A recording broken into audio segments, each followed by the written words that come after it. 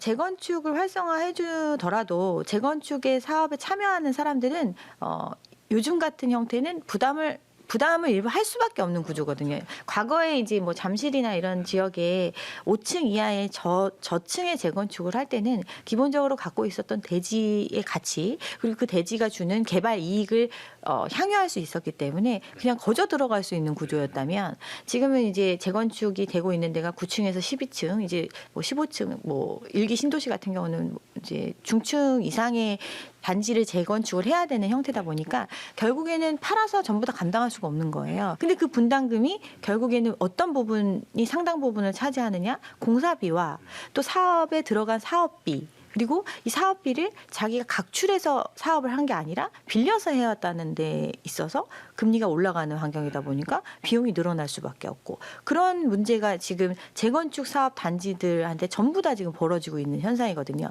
특히나 뭐 사람들이 선호한다는 강남의 재건축 단지들이 지금 뭐 공사비 증액 문제로 뭐 골머리를 앓고 있고 이런 부분들이 결국은 비용을 누군가 부담해야 되는데 그 비용 부담에 대한 문제가 너무나 이 비용도 기꺼이 부담하려면 내가 이제 이걸 분양을 받고 나서 나중에 시장에서 엄청 비싸게 팔 수 있다. 이러면 기꺼이 부담할 수 있겠죠. 근데 그렇지 못한 시장이다 보니까 지금 노도강 상계동 이쪽에 재건축 단지들이 그런 문제가 발생을 한 거거든요. 영끌이나 뭐 어떤 시장이 폭발적인 수요가 발생을 했을 때에 가장 진입하기 쉬웠던 지역이 그쪽이거든요. 금액 자체가 낮았으니까. 과거에 2, 3억 하던 거를 4, 5억에 샀고 그게 뭐 7, 8억 이렇게 올라갔던 거예요. 그 짧은 기간 동안. 근데 그 금액을 중간에 주고 들어온 사람들은 추가로 부담해야 되는 게 5억 정도 부담을 해야 된다는 거예요.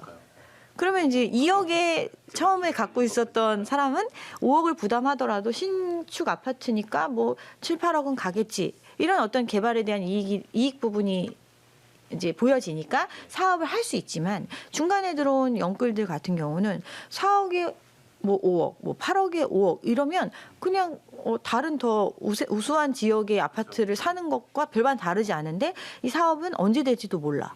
이런 상황이다 보니까 이제 매입가 자체가 낮아지지 않는 한 이제 사업이 안 되는 거고 그러니까 이제 빠져나오려는 물량들이 생기고 그래서 매물은 늘어나고 있는데 거래가 안 되니까 가격이 조정되는 형태. 지금 그게 이제 노도강에서 벌어지고 있는 모습이죠.